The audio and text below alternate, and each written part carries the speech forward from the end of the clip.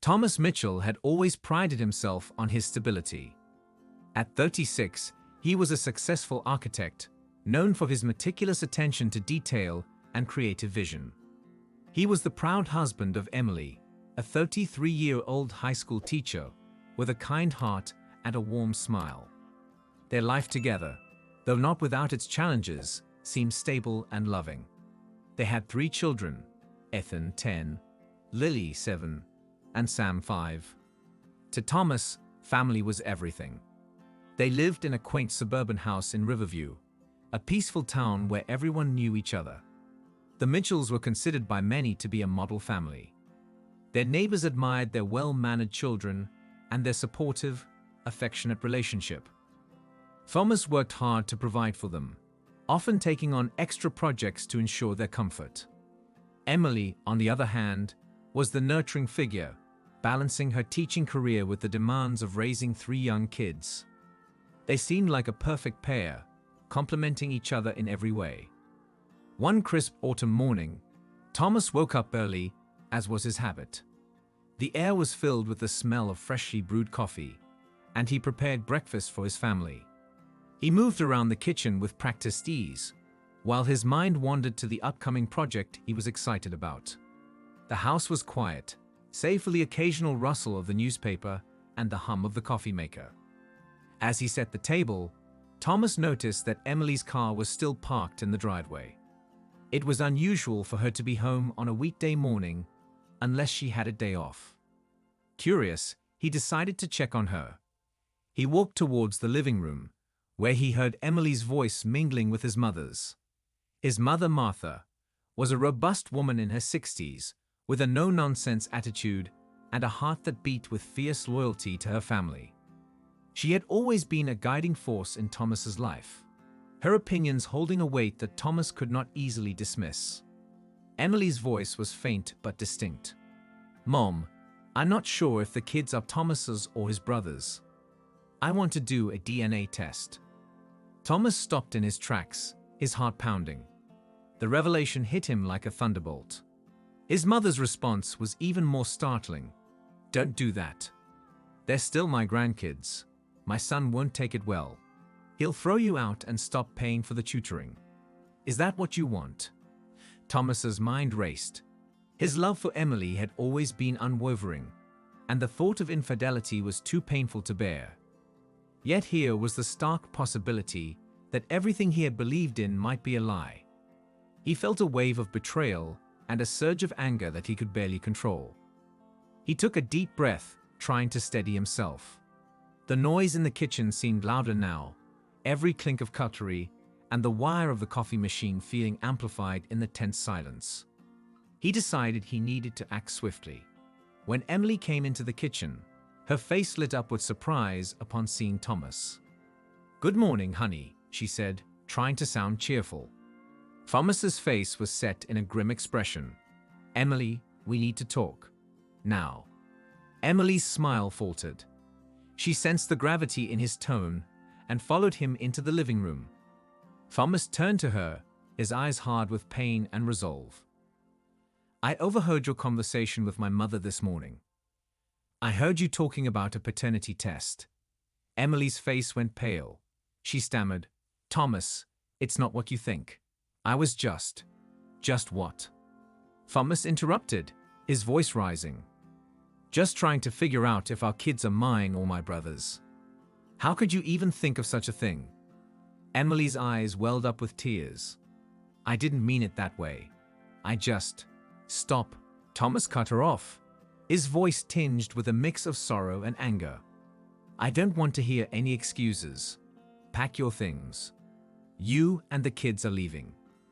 Emily's eyes widened in shock. "Thomas, please. We can talk about this. Let's just—" "No," Thomas said firmly. "This isn't something we can talk our way out of. The trust is shattered. I can't continue like this. I need you to leave." He turned his back on her, unable to look at her anymore. The silence in the room was heavy, broken only by the occasional sob from Emily and the muffled sounds of the children waking up. In the following hours, Thomas's decision was carried out with a detached efficiency. He moved quickly, gathering the family's belongings and loading them into the car. Emily watched, helpless and tearful, as Thomas's anger and betrayal crystallized into action. Thomas made arrangements with his brother, Andrew, who had a spacious but modest house on the edge of town. Andrew had always been supportive, but was now faced with a difficult decision. He agreed to take in Emily and the kids, albeit reluctantly. As Thomas drove the car to Andrew's house, he could feel the weight of his decision pressing down on him. When they arrived at Andrew's house, Thomas unloaded the belongings and placed them neatly in the living room. His brother looked on with a mix of sympathy and discomfort. Thomas then gathered the children, who were bewildered by the sudden change. He sat them down and said, "This is your new home now." The children's faces fell. They didn't understand why their world had been turned upside down so abruptly. Their tears were heart-wrenching, and Thomas's resolve wavered for a moment. But the seed of betrayal had been planted too deeply for him to ignore. As Thomas drove back to his empty house, he was haunted by the image of his children's tearful faces and Emily's pleading eyes. The home he had worked so hard to build felt cold and unwelcoming. He knew he had to face the consequences of his actions, but he was still too shaken to process the full impact of what had just occurred. The revelation that morning had set off a chain of events that would forever alter the course of his life. The perfect facade of his family had crumbled, leaving Thomas to navigate the complex web of deceit and heartbreak that lay ahead. The following weeks were a blur of emotional turmoil for Thomas Mitchell. The initial shock of discovering the potential betrayal had given way to a numbing void, filled with an overwhelming sense of betrayal and guilt. He found himself alternating between periods of intense focus on work and long stretches of brooding solitude in his now eerily quiet home. Emily had been a constant presence in his life for over a decade.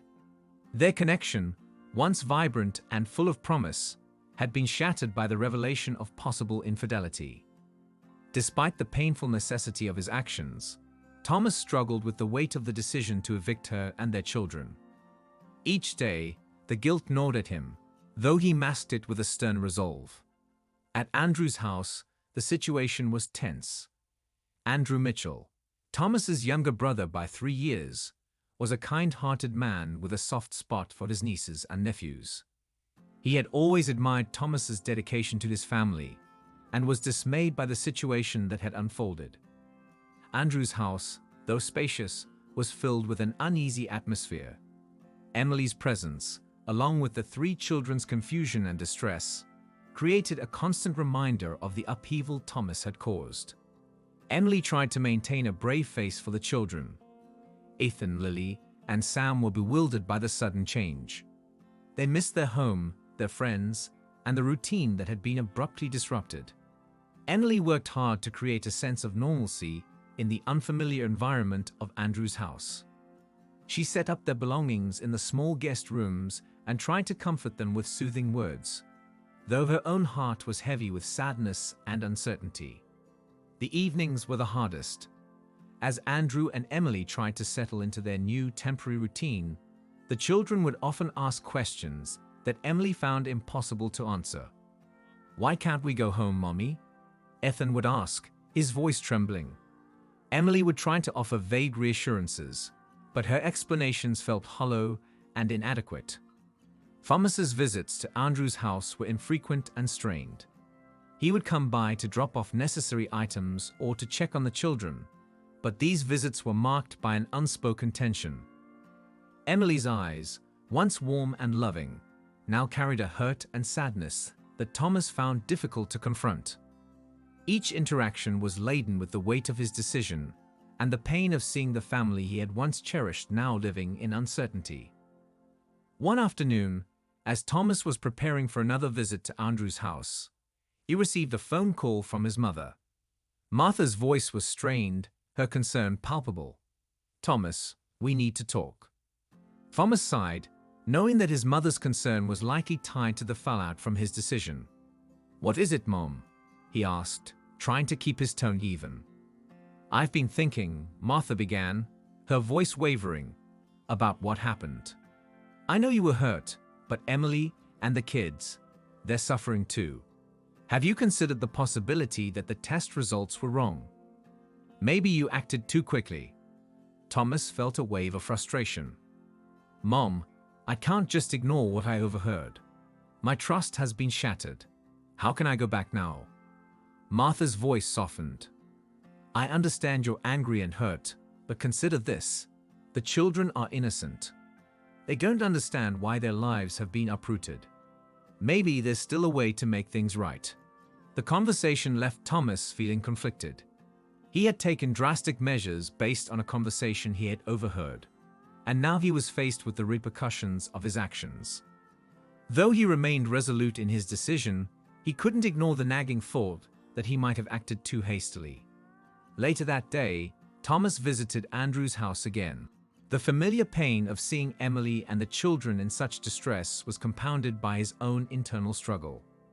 He tried to maintain a facade of normalcy, engaging in small talk with Andrew and Emily, but the atmosphere remained heavy. The children seemed to sense the tension between their parents. Lily, usually the most cheerful, had grown withdrawn and often clung to her mother.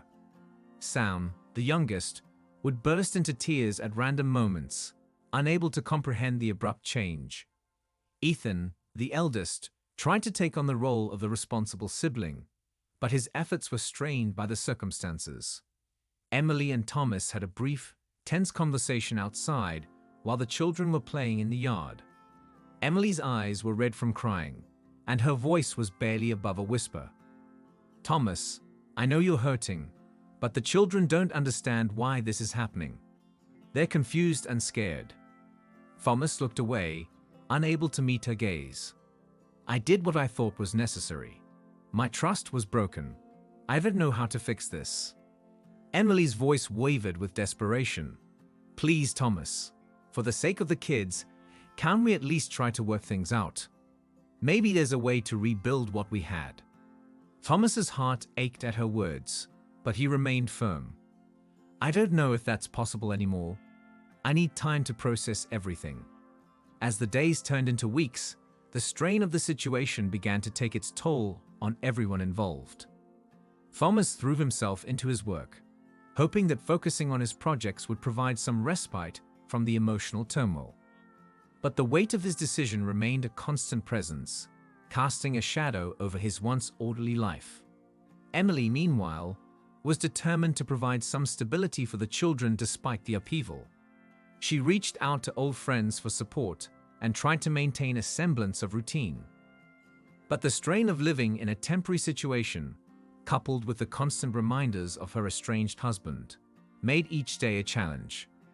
Thomas's visits became less frequent, and when he did come by, his interactions with Emily were marked by a strained politeness.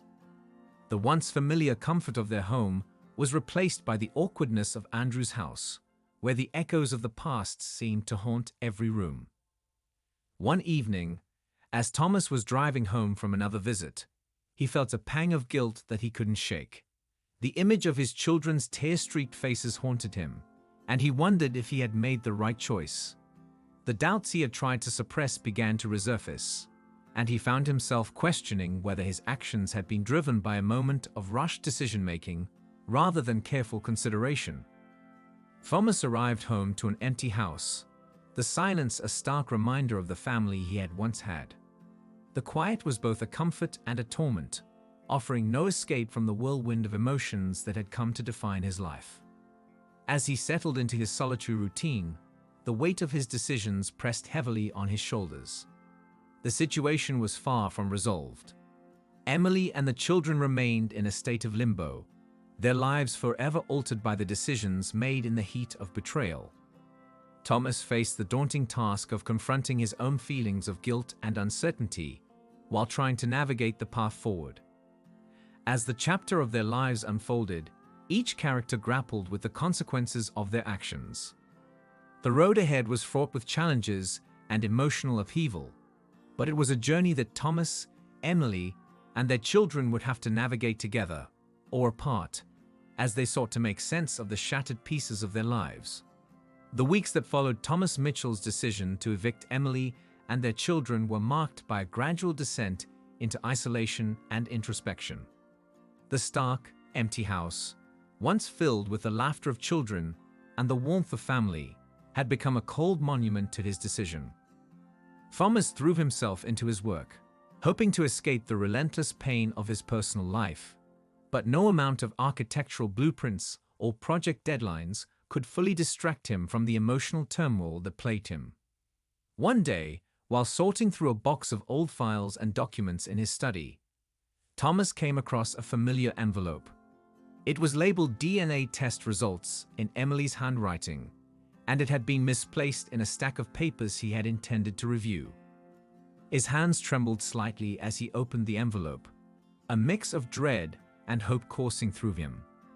The results, he realized, could hold the key to understanding whether his actions had been justified or if he had acted too hastily. The document inside was straightforward, outlining the results of the paternity tests conducted on the children. Thomas's heart pounded as he scanned the page.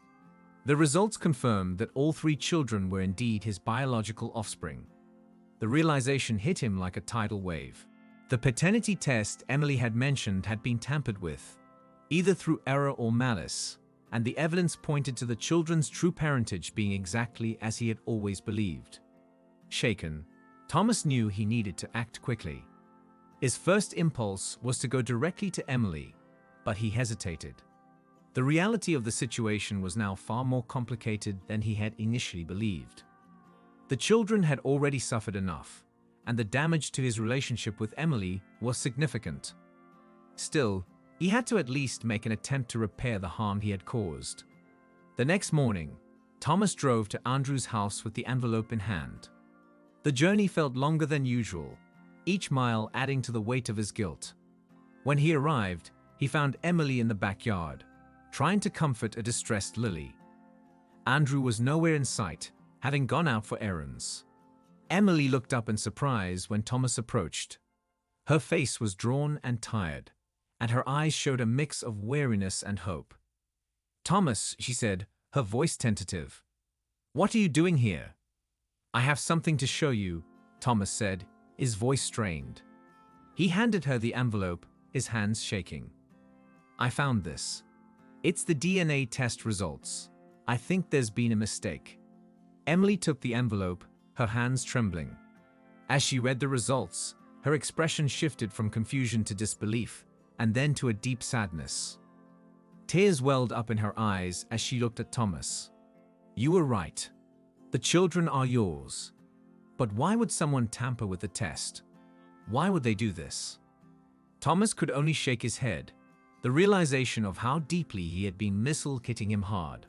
"I don't know, but I can't undo what I've done. I should have been more careful, more patient." Emily wiped her tears away and took a deep breath. The kids have been through so much already.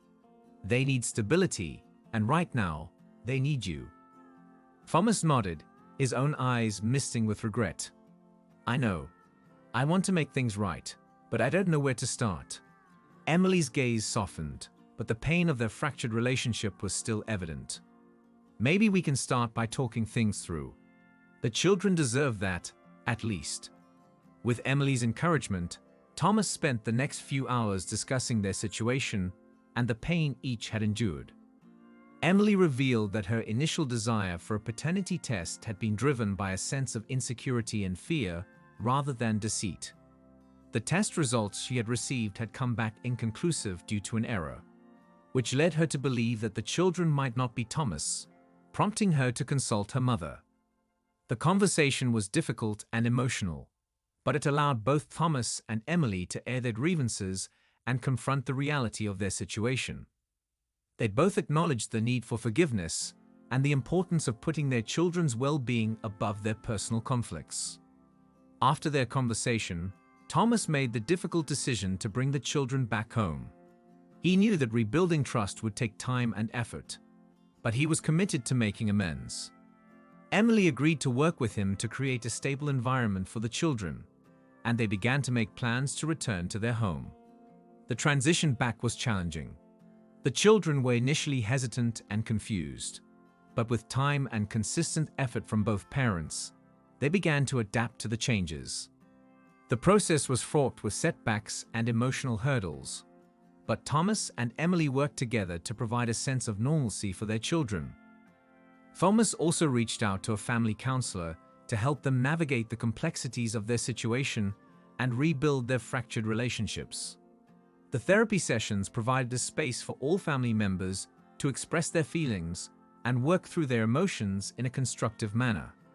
Months passed, and while the scars of the past events remained, there was a slow but steady improvement in the family dynamics. The house, once a symbol of discord, began to feel like a home again. Thomas and Emily learned to communicate more openly and work together for the sake of their children.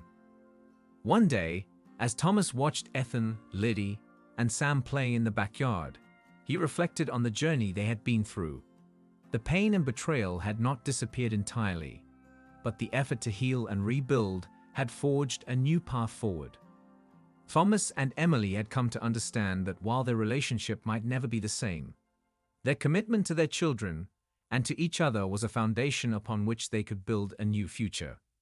As the family gathered around the dinner table, sharing laughter and stories, Thomas realized that the journey toward healing was ongoing.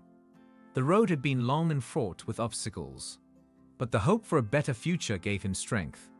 He knew that while the past could not be erased, they had the power to shape a more positive and loving future.